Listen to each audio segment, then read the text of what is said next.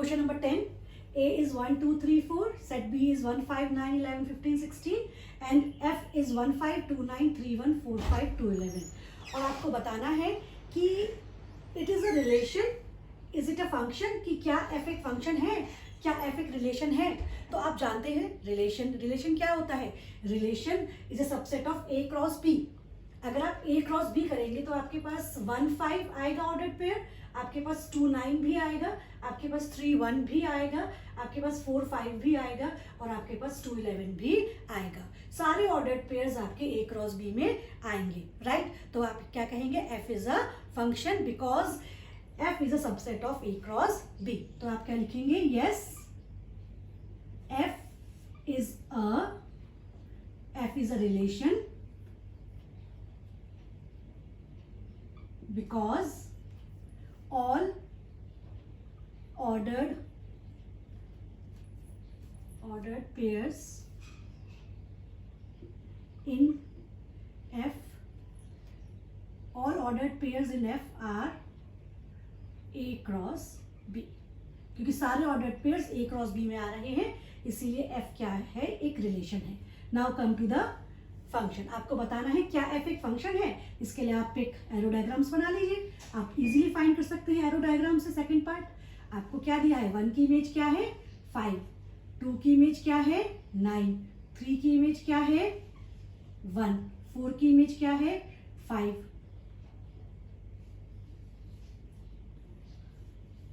And 2 की image क्या है 11. तो 2 तो यहां पे लिखा हुआ था पहले से ही. It is not a function. आप यहां पर ऑर्डर्ड पेयर्स में देख लीजिए, 2 रिपीट हो रहा है. मैंने क्या बताया था आपको, अगर आपका ऑर्डर्ड पेयर का फर्स्ट एलिमेंट रिपीट हो रहा है, आप इसको एरो डायग्राम से भी बना सकते हैं. और ये it is A, it is B. आप इसको एरो डायग्राम से भी बना सकते हैं और आप इसको ऐसे भी कह सकते हैं, in order pair second and fourth the element 2 is common, so it is not a function. क्योंकि एक ही एलिमेंट की 2 इमेजेस आ रही हैं 9 और 11, so it is not a function. So it not a function because element 2 has not unique image.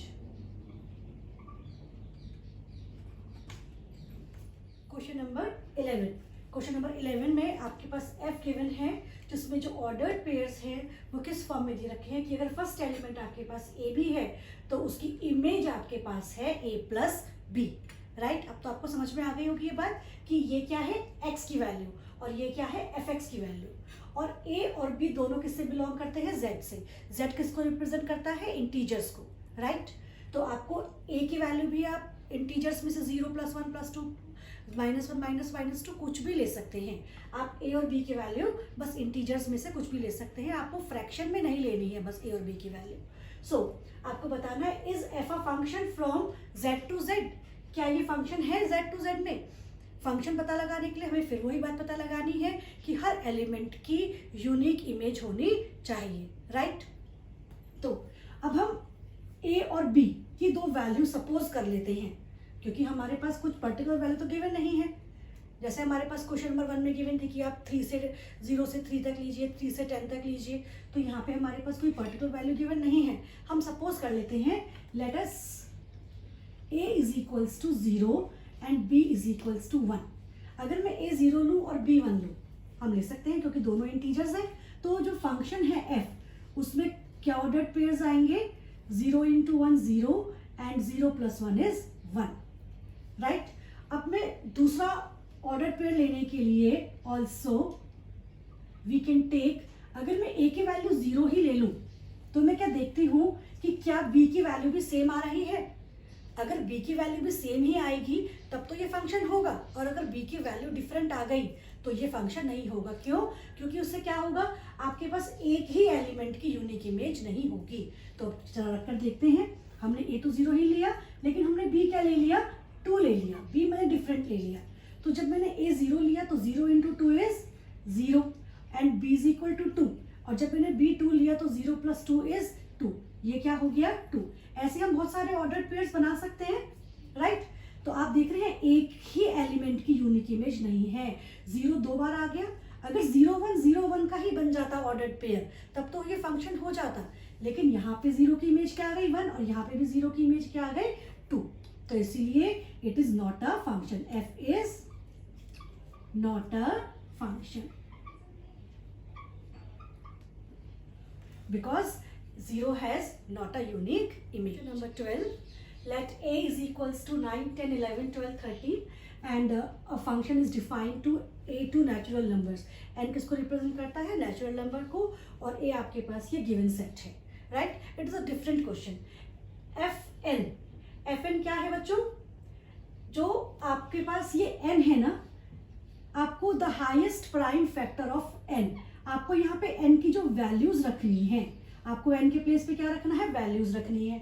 ये n कौन सा होना चाहिए? एक बार आप n के प्लेस पे 9 रखेंगे, आप एक बार n के प्लेस पे 10 रखेंगे, आप एक बार n के प्लेस पे 11 रखेंगे, एक बार 12 रखेंगे और एक बार 13 रखेंगे। लेकिन जब आप n के प्लेस पे 9 रखेंगे, राइट, लेकिन जो उसकी इमेज आएगी वो इमेज क्या होगी? Highest prime factor of n। आप n के प्लेस पे रखा आपने 9, ठीक है, आपने n के प्लेस पे रखा 9, तो ये x की वैल्यू हो गई, it is the value of x। अगर आप समझ में आया तो it is the value of x। f9 आपसे वो क्या कह रहा है? The highest prime factor of n। अगर आप 9 के प्राइम फैक्टर्स करेंगे तो इट विल 3 3 9 एंड 3 1 3, तो 3 और 3 में तो 3 हाईएस्ट है, तो f9, तो जब आप इसकी इमेज फाइंड करेंगे देन इट विल बी 3। एस तो आपके पास ऑर्डर्ड पेयर हो गया 9,3। आपके पास क्या ऑर्डर्ड पेयर हो गया? 9,3। जब आप n के प्लेस पे 10 रखेंगे तो 10 के जब आप प्राइम फैक्टर्स करेंगे इट विल बी 2 5 10 एंड 5 1 5। सो 2 और 5 में क्या हाईएस्ट है? 5। आपसे कह रहे हैं the highest prime factor of n, तो आपके पास f10 की क्या इमेज आ गई? 5। समझ में आ रहा है ना कैसे इमेज आई है? हाईएस्ट प्राइम फैक्टर फाइंड करने के बाद जो उन दोनों में हाईएस्ट है, तो आपके पास ऑर्डर्ड पेयर आ गया 10,5। जब आपने n के प्लेस पे 11 रखा तो 11 के फैक्टर्स तो 1 into 11 ही होगा, और जिसमें हाईएस्ट क्या है? 11 है, तो इसकी इमेज क्या आ गई? 11।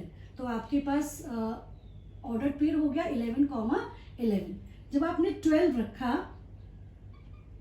तो 12 के कॉमन प्राइम फैक्टर्स क्या होते हैं? 2 2 4 3 12, तो आपके पास 2, जब आप 12 के करेंगे देन इट विल बी,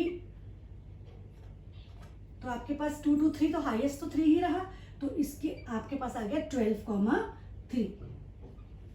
और जब आप 13 का करेंगे प्राइम फैक्टर्स तो उसका होगा 1 into 13, तो हाईएस्ट आपके पास रहेगा 13, तो आपके पास ऑर्डर्ड पेयर आ गया 13,13।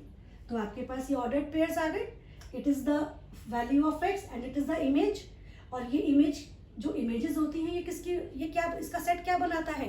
इमेजेस fx की वैल्यूज का सेट क्या बनाता है? रेंज बनाता है। तो रेंज किसके इक्वल हो गया?